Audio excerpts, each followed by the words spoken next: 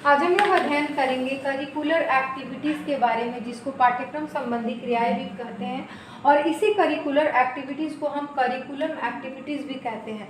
तो curriculum activities का मतलब होता है पाठ्यक्रम से संबंधित जो सिलेबस हमारे यहाँ चल रहा होता है, जो आपके स्कूल में, जो आपके क्लास में करिकुलम चलता है, जो सिलेबस चलता है, तो उस सिलेबस को बनाने के, उस सिलेबस को हम जब ट्रांजिशन करते हैं, जब संपादित करते हैं क्लास में, तो वो कैसे संपादन किया जाता है करिकुलर एक्टिविटीज़ को, ताकि जो क्रियाएं, इसको हम वन वर्ड में एक मैं इसका डेफिनेशन देना चाहूँगी। करिकुलम एक्टिविटीज़ या करिकुलर एक्टिविटीज़ दोनों एक ही वर्ड है। तो करिकुलर एक्टिविटीज़ के लिए ही करिकुलर एक्टिविटीज़, करिकुलर एक्टिविटीज़ के लिए करिकुलम एक्टिविटीज़ यूज़ किया जाता है। तो जो क्रियाएं पाठ्यक्रम की व्याख्या तथा स्पष्ट करने में सहायक होती हैं, उन्हें हम करिकुलम एक्टिविटीज़ भी कहते हैं। और दूसरे शब्दों में शिक्षण को आकर्षक और प्रभावशाली बनाने के लिए, जो टीचिंग प्रोसेस जो चल रहा है उसको इफ़ेक्टिव, प्रभावशाली बनाने के लिए और साथ ही साथ अट्रैक्टिव बनाने के लिए पाठ्यक्रम संबंधी क्रियाओं का आयोजन किया जाता है। तो इस पाठ्यक्रम संबंधी क्रियाओं का आयोजन क्यों किया जाता है? शिक्षण को आकर्षण तथा प्रभावशाली बनाने के लिए, और इसमें प्रत्येक विषय को सुबोध, सरल तथा रोचक बनाया जाता है, ताकि बच्चे उसमें इंटरेस्ट लेके और पढ़ सके। तो जो भी आपको करिकुलम प्रोवाइड किया जा रहा है, जो सिलेबस आपको क्लास में दिया जा रहा है, उस सिलेबस को हमको कैसे प्रोवाइड करना है क्लास में, उसी की बातचीत होती है इसमें करिकुलर एक्टिविटीज़ में। इन क्रियाओं की सहायता से प्रत्येक विषय को सुबोध, सरल तथा रोचक बनाया जाता है। और इसमें पाठ्यक्रम की व्याख्या, जो भी आप करिकुलम हम आपको पढ़ा रहे हैं, जो सिलेबस आपको पढ़ाया जा रहा है, तो यह क्या होती है, जो करिकुलर एक्टिविटीज़ होती है, जो करिकुलम एक्टिविटीज़ होती है, वो क्या करती है? वो पाठ्यक्रम की व्याख्या करती है। मतलब आपको जो सिलेबस पढ़ाया जाएगा, आपको फर्स्ट सेमेस्टर में क्या पढ़ाना है, सेकेंड सेमेस्टर में क्या पढ़ाना है, थर्ड सेमेस्टर में क्या पढ़ाना है, इस तरह की पाठ्यक्रम की व्याख्या होती है। और साथ ही साथ व्याख्या के साथ साथ आपको कुछ मटेरियल्स प्रोवाइड किए जाते हैं, साथ साथ जो चलती रहती है। तो ये पाठ्यक्रम की व्याख्या तथा स्पष्ट करने में सहायता करती है, वही है। तो करिकुलम एक्टिविटीज़ या करिकुलर एक्टिविटीज़ आपने जान लिया, ये शिक्षण को आकर्षक तथा प्रभावशाली बनाती है। इसमें प्रत्येक विषय सुबोध, सरल तथा रोचक बनाया जाता है और पाठ्यक्रम की व्याख्या तथा स्पष्टता करने में सहायक होती है। ठीक है, अब हम जानते हैं पाठ्यक्रम संबंधी क्रियाओं के भेद, या जो करिकुलम एक्टिविटीज़ या करिकुलर एक्टिविटीज़ है उसके टाइप्स कितने होते हैं।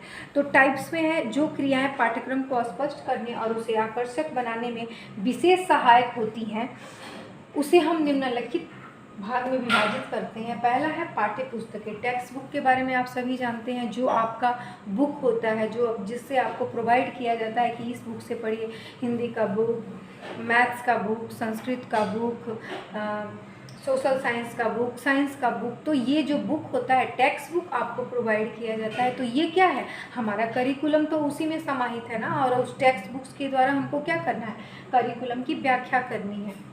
उसके बाद है ब्लैक बोर्ड की बात होती है। तो अभी तो ब्लैक बोर्ड और वाइट बोर्ड दोनों यूज़ होता है। तो एक ब्लैक बोर्ड और वाइट बोर्ड बहुत बड़ा ज़रिया होता है, क्योंकि टीचर जो होता है क्या करता है, इस वाइट बोर्ड का, जैसे मैं आपको वाइट बोर्ड यूज़ करते हुए पढ़ा रही हूँ, उसी तरह वाइट बोर्ड यूज़ करते हुए आप भी जब बच्चों को पढ़ाएंगे तो ये इस चीज़ का यूज़ करते हैं। तो जो भी करिकुलम हम प्रोवाइड करते हैं या करिकुलर एक्टिविटीज़ की बात करते हैं, उसका उसमें जो होता है श्यामपट्टी या वाइट बोर्ड, ब्लैक बोर्ड बोल सकते हैं, बहुत ज़रूरी होता है। उसके बाद हम डेमोन्स्ट्रेशन एग्जाम्पल की बात करते हैं, प्रदर्शनात्मक उदाहरण, जैसे कि साइंस में भी होता है कि डेमोन्स्ट्रेशन करते हुए जब हम एग्जाम्पल देते हुए बच्चों को पढ़ाते हैं, उसे हम डेमोन्स्ट्रेशन एग्जाम्पल के नाम से जानते हैं। और डेमोन्स्ट्रेशन एग्जाम्पल जो होते हैं अमौखिक होते हैं।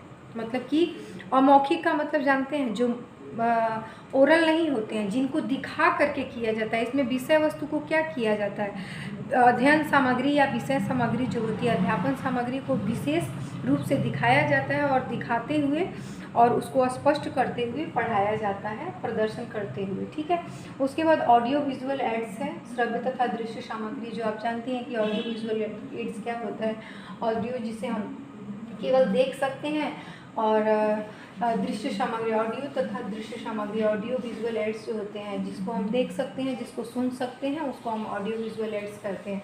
उसके बाद विचित्रालय की बात होती है, जिसे हम स्कूल म्यूजियम के भी नाम से जानते हैं। बच्चों के लिए हम लोग स्कूल म्यूजियम की भी व्यवस्था करते हैं। थोड़ी महंगी व्यवस्था होती है, लेकिन या 2 या 3 स्कूल मिल करके म्यूज़ियम वर्ड तो आप जानते हैं कि म्यूज़ियम किसे कहते हैं।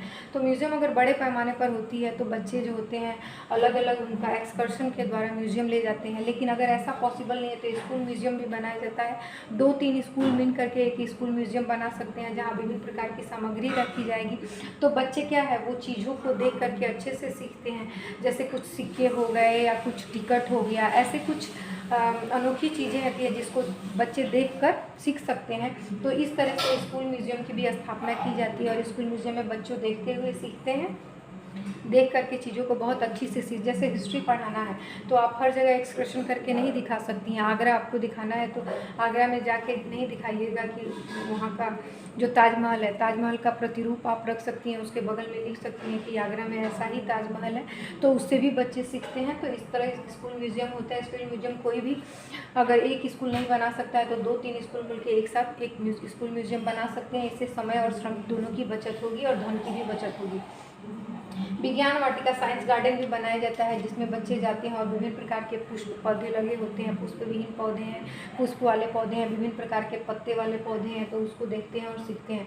इसी तरह लैबोरेटरी होता है, प्रयोगशाला जो होती है उसमें बच्चे जाते हैं और लैब में कुछ प्रयोग करते हुए सीखते हैं। तो पुस्तकालय लाइब्रेरी में भी बच्चे जाकर लाइब्रेरी पढ़ते हुए खुद सीखते हैं। जो टेक्स्ट बुक है उनको एक्स्ट्रा टेक्स्ट बुक मिलता है। टेक्स्ट बुक तो एक तो जो आपका प्रोवाइड जो आपको लेना होता है, लेकिन एक्स्ट्रा जो बुक होते हैं वो आपको लाइब्रेरी में मिलता है। जो बुक से रिलेटेड और भी बुकें होती हैं, इसके अलावा कहानियों की भी बुक होती हैं। तो फिर आज हमने जाना कि करिकुलर एक्टिविटीज़ है क्या एक्चुअली।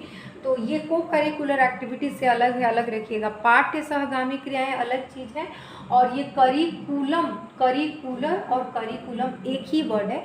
तो ये पाठ्यक्रम संबंधी क्रियाओं को हम कैसे संपादित करते हैं, कैसे संपादन करते हैं और उसके कितने भेद होते हैं। तो फिर इसके बाद मैं भेद को आपको अलग से अच्छे से बताऊँगी। Thank you so much.